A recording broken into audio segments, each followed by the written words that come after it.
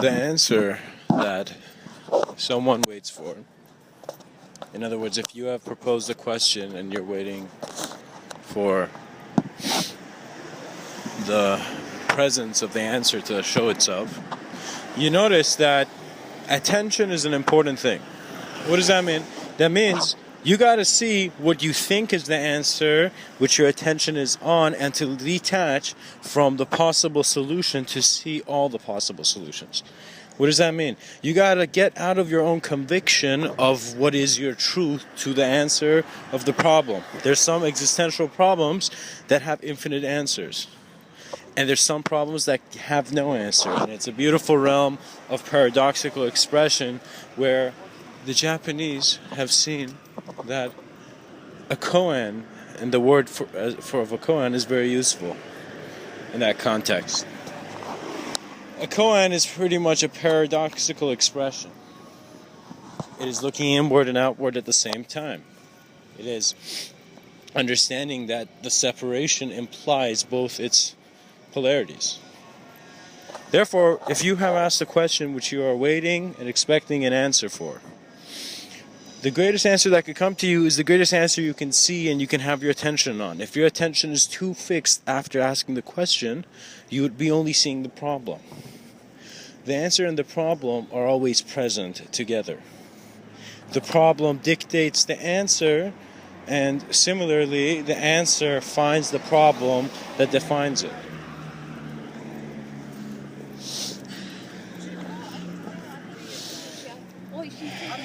It is a very powerful idea to be idealist in an observance of all ideas. In other words, if you can observe the idea before reacting to the idea, there's never a reason to get angry. If you can see that when someone taunts you or says something about you, it doesn't have to affect you, it's an idea you're not engaging with, it doesn't have to be part of your reality, then you're no longer bothered by that reality. People who are bothered by other people's words believe in the words that the other person says. If you have a hater and your hater comes up to you and he's like, I hate you, you're the enemy, right? You're the enemy of all my childhood problems, Literally, if a person comes up to you and says that, you realize that he is creating your presence as an enemy in his reality. And he has to observe it to no longer be your enemy.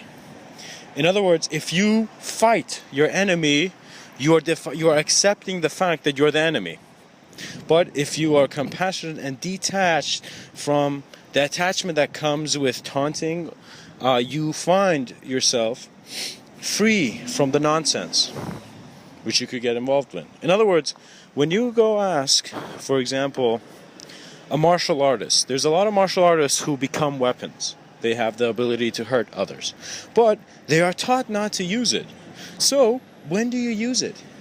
Just for survival, just for self-defense? You understand that martial arts is a way of being where you're a capable physical manipulator. You can change things around you physically if you direct your intention.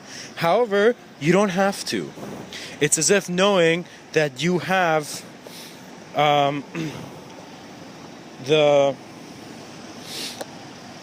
the torch in your hand, but not needing to call it a torch, not needing to change it or use it for other reasons. You see, when we become aware of selves and when we become able, we are in a sense becoming a capable material manipulator. And when I say manipulator, I don't mean to say it in a wrong context. I mean it's in a right or wrong context. It's pretty much, if you can move a box, you're manipulating physical reality. You're changing. You're creating projections of physical movement, and you're experiencing it. Therefore, as one finds himself in that state of ability, let's say if tomorrow you became a capable fighter, a capable engineer, or whatever, you don't use it to create images, better images for yourself. It is the honor of the hard worker that works in silence when he knows he's able. Similar to the Zen master, or not even the Zen master, the martial art master who never fought only when he had to. And when he had to means that he's not looking for trouble. Others are. You need to really acknowledge what trouble is and the value in it, and then confront trouble. What does that mean? You don't go fighting with people if you don't know how to fight. You don't go creating tensions in people's minds based on how aware they are to themselves. What does that mean? That means you don't go make fun of another human being just so you have more eyes on you. You do not degrade another human being of their image value in a public domain. And the reason you don't do that is because you have no reason to. You have no reason to hurt another. Unless someone is physically manipulating you and they're trapping you in their projections, they want to hurt you, and then you allow your self-defense to be expressed, knowing that you did not chase the trouble, and that is why you have won. You're not engaged. Therefore, there's the story I will share quickly of, I think it was a Persian guy actually, who, some guy was writing about this in his, club adventures or whatever, his party adventures in his biography or something, and he was saying how at some point they go on with this Persian martial artist, this person who's really trained in martial arts, and they're in Vegas or somewhere, and some hothead comes and begins to start a fight. He's looking for trouble because he wants to show his dominion to others. He's insecure, in other words. He's not secure with his presence, so he has to keep showing his presence. He has to keep acting dominant in front of his friends because he likes the show. And in his mind, the show must go on. Therefore, he picks a fight with this guy, and he actually, I don't know if he pushes this Persian martial artist who was in a group, partying with his friends, and the martial artist doesn't fight. The martial artist actually verbally apologizes to the guy, even if it was the other guy's fault. And he's like, okay, man, sorry about that. You continue with your day, something like that. And then, the other two guys who saw the Persian artist apologizing rather than fighting came up to him, and they're like, why didn't you kick his ass, And he said, it's because I don't want to fight an opponent who can't really see me. What does that mean? That means when people try to want to fight with you, it's not because they want to fight you. It's based on a social reason to express themselves in how they were developed. Do you know? It's similar to how bullying is a problem in many places, and there's many forms of bullying because there's social survival required. And social survival means pretty much like the novel of Lord of the Flies, or how children adjust themselves into hierarchies based on how comfortable they are communicating. If someone's comfortable being tough and someone isn't, that person's going to be known as tough, However, everyone should have self-balance. Everyone should have self-discipline. Everyone should have honor, self-honor. What does that mean? You honor your presence. In other words, you don't do something that is bothering you based on another reason. You really look at the reasons why you're doing actions, and you get comfortable with them, or try to really see why you're doing something. If you're someone who's looking for fights, who feels he has to punch a man in his face to be known as a man, then that is the reality you're choosing to identify yourself in. We need more of a mental revolution to revolutionize people's way of thinking, so a lot of our physical problems go away. In other words, if you were aware of yourself differently than as a separative form surviving until it breaks when death comes, then you are able to work with an uncluttered mind, without a disturbed mind. So if someone comes up to you and calls you the worst stuff, you can handle that fire. You can handle that tension. You could go in front of you could be in the most humiliating experience of your life, and you can handle it. You walk through the flames. You walk through the coal, right? To take awareness and to see your sensitivity to how your ideas are affecting your life really defines how free your life is going to be. So what that means is that if you choose to breathe calmly, then you will experience more calm breaths. If you choose to be angered and agitated by imbalances which you conceive, which you consider, which you see, you're like, oh, it's imbalanced, I'm going to go beat that guy up. You know what I mean? If you have those tensions, you're not capable to stand in the fire of existence. What does that mean? That means You exist. You need to be comfortable and fully aware of your existence regardless of any form, right? You need to be comfortable with all forms of your life and all life forms. You don't need to create value systems based on one life form's reality of how the world is. There are connected realities. There are realities we cannot experience because we cannot talk about. They're simply it's something where it's a direct experience. You need to climb the mountain, not someone else telling you about how the mountain works, you know. Everyone, in my view, has their ups and downs in life. And how you handle those ups and downs suggests how happy you are or how depressed you are. If happiness is a formed image in your mind, you will seek immortality from your own death. And it's never possible. In other words, if you choose to make your happiness about you getting rich, you getting something, you achieving material status and stature to a degree that they make a statue from you, then that is fine, but it also suggests how aware you are. In other words, some people plant seeds, some men plant seeds which will sprout into trees which they know they won't be sitting under.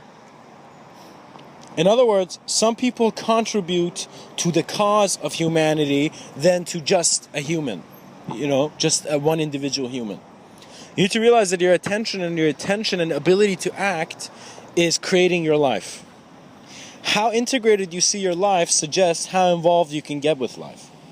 If you feel you cannot feel the same amount of life as you do in a human, in for example, a tree, or you cannot be that sensitive to experience different wavelengths of even color, then you are closing the door, which is your exit out of just, the physical room.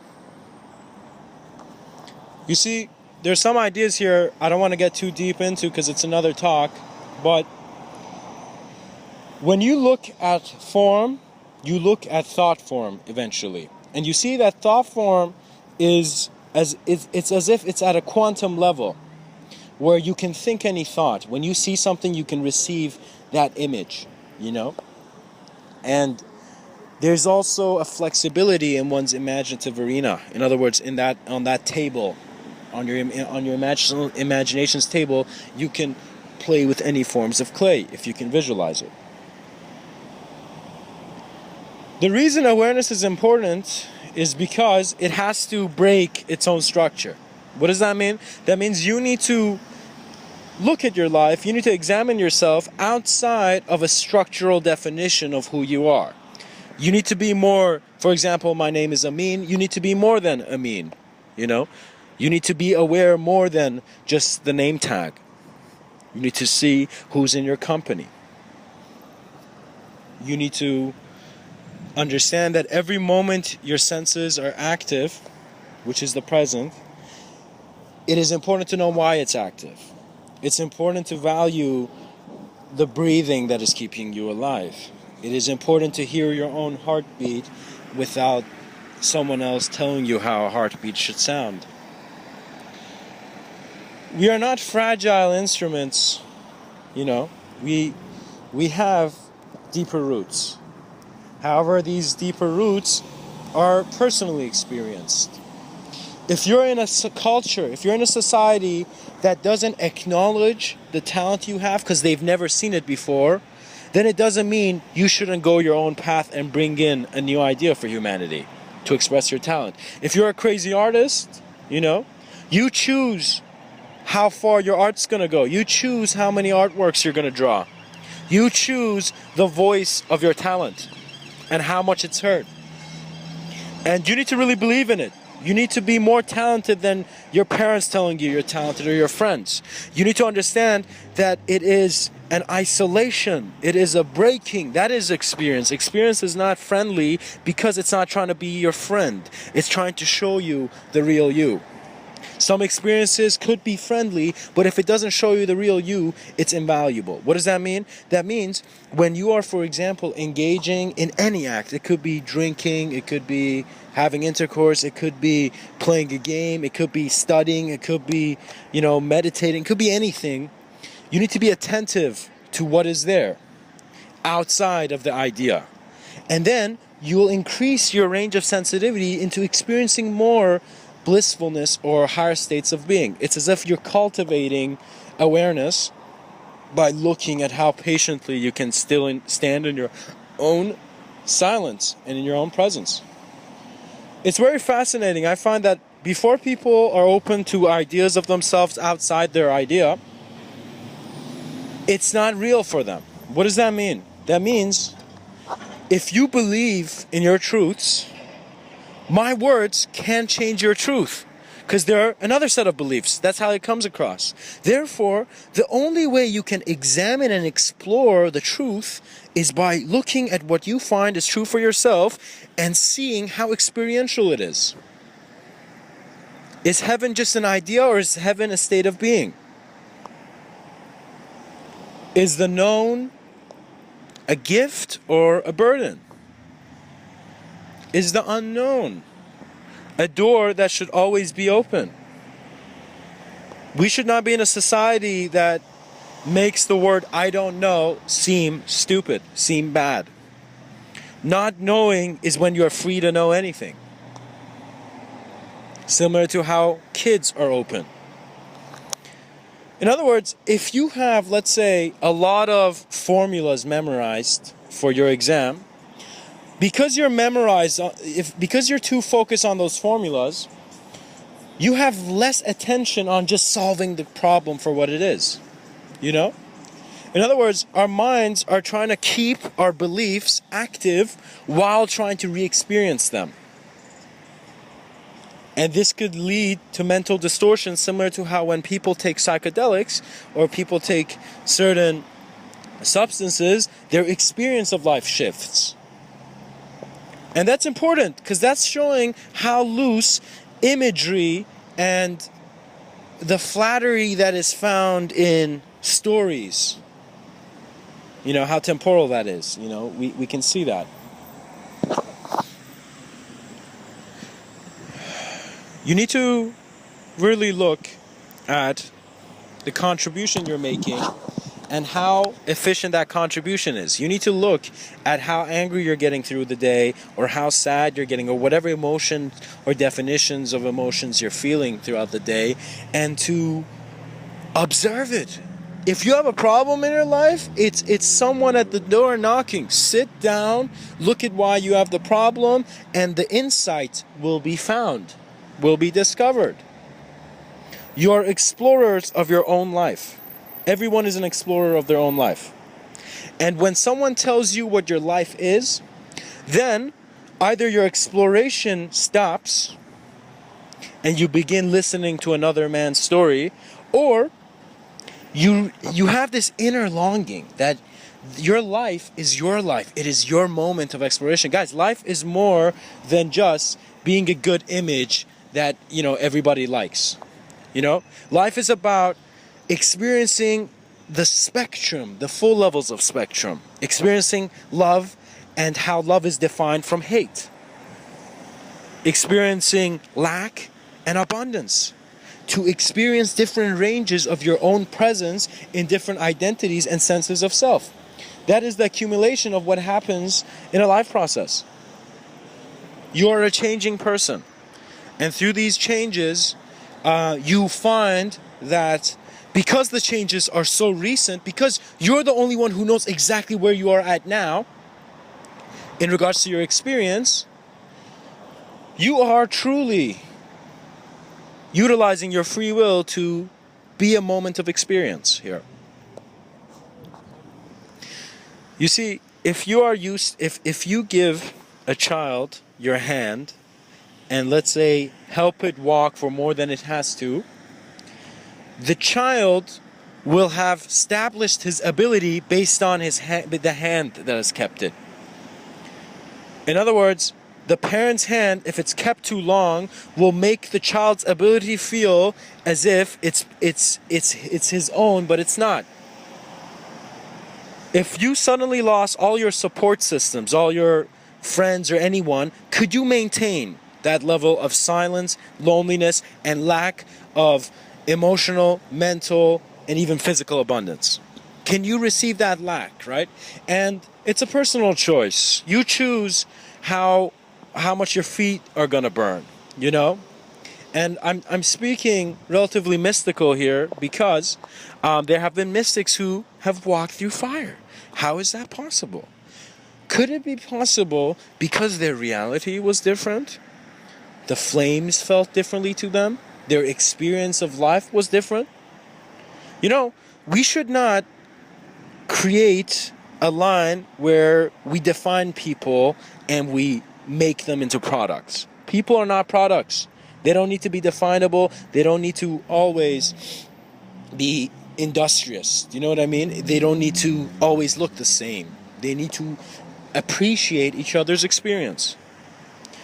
In other words, I want you to think right now about an experience you've had in your life. Perhaps it's a recent experience, perhaps it's a relevant experience, or it's an irrelevant experience, something you've had in your life. And I want you to look at that experience, you know, something from your past, let's say my experience as a child, when I was, I think, maybe I was 8, I ran into a glass, window, because the glass was so clean, I didn't see it. I just boom, just went into the glass, right? For example, if you have that experience, you see, now look at yourself and look at that experience and see what has changed since then. Guys, be observant of the changes that occur in your life because they are suggesting who you are.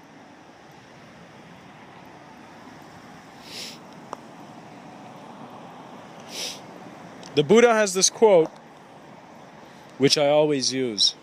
In other words, it's a very helpful quote to pass on. And the quote is, it's by the Buddha, if your compassion doesn't include yourself, it is incomplete. So what does that tell about compassion? It's an all-inclusive state of being. In other words, if you see someone acting weird, odd, strange, are you going to have your behavior affected by that? Are you going to categorize that human being as an inhumane person, as an insane person, a person who has no ability of sanity? You need to appreciate every moment of your life to the degree that everyone in it is connected to what will be your revelation in the next moment, or in the moment which is now. Language is based on unupdated firm ideologies of time and space. Because I am sure if we took a scientific approach to the logical presence of language, it is illogical. Language at its end is the breaking of logic. That is where poetry is created.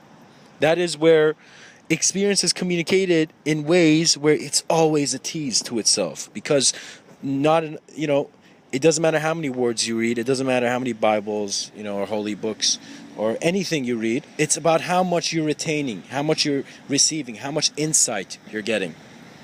Cultivating insight means you're not just reading something once, or twice, or a shitload of times. You are simply looking at the core principles that made the writer pick up his pen. When you look at that, you see a value that was in the writer's hand that no one can see it. That's how I see artists. When I look at an artist, let's say a friend of mine wants to, become, some form of painter.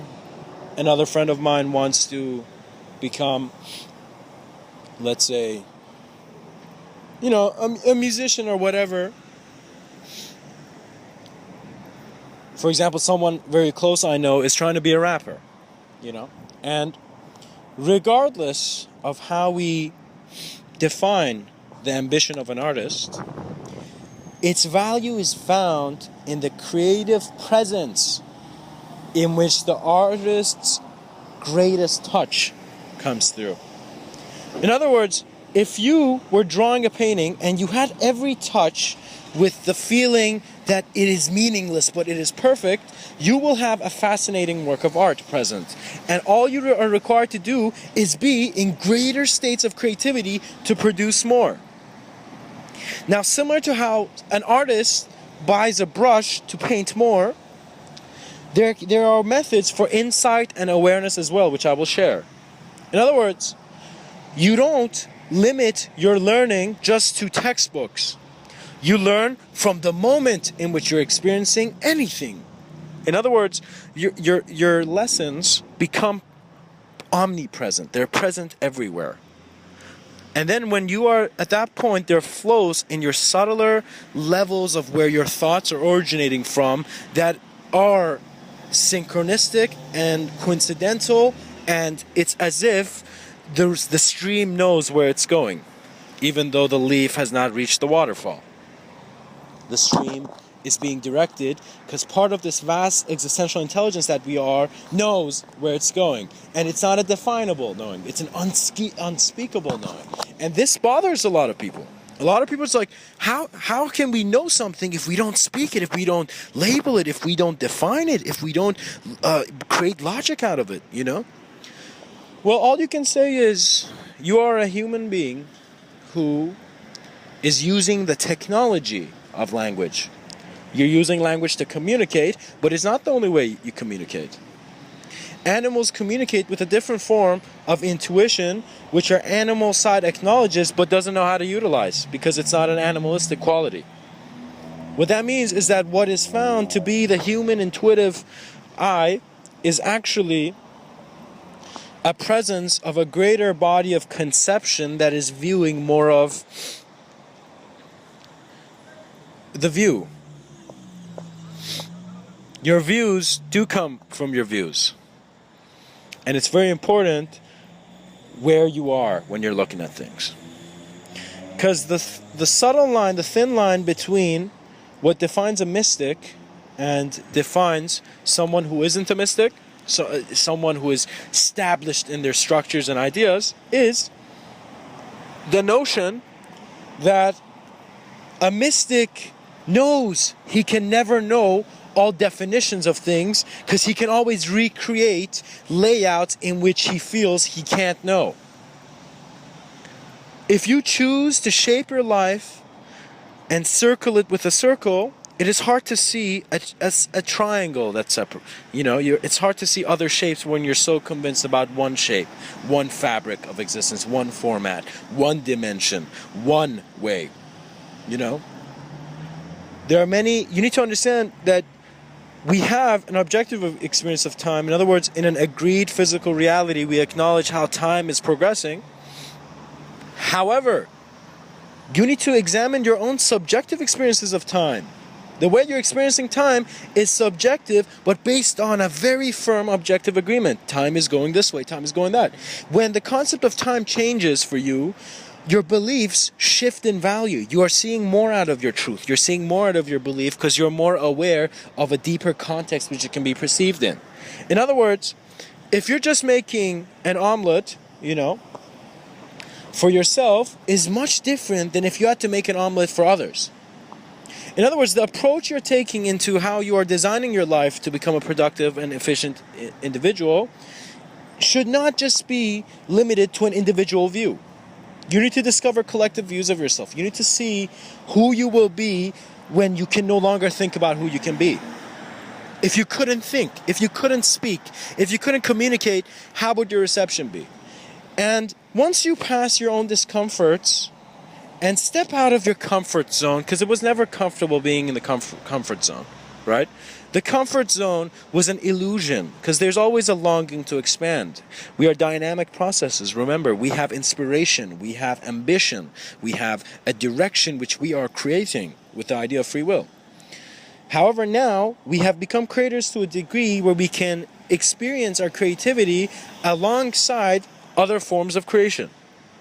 We are no longer limited to experiencing the life in only one form. It can be multiple because we have stepped into the mental, land of exploration. In other words, we can hold many ideas of ourselves. We can experience our creativity in our imagination. Your creativity, your art, does not need to be something that is only present when you hold the brush. Your creativity is your view on life, which can always be present. Your creativity is how you see your problems and answers. And for a creative person, it's always created in the same space. In other words, you may create many distinguishes on who is experiencing and what the experience is. But there is never a distinguishment in the idea that we are all experiencing outside of space and time. We are experience. We are experience. Before language became so complex that we forgot who we were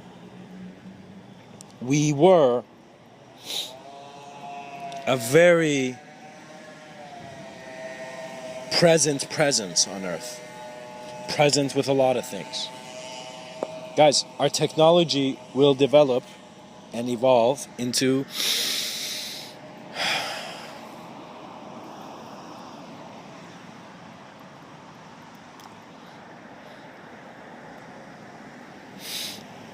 greater bodies. In other words, again, this is an idea I will probably leave for another time to expand elaborately on where I feel technology is going. But very quickly, technology is heading many ways. There's the user of technology, and then there's the technology. The way our technology is evolving much faster than the self-awareness of the user.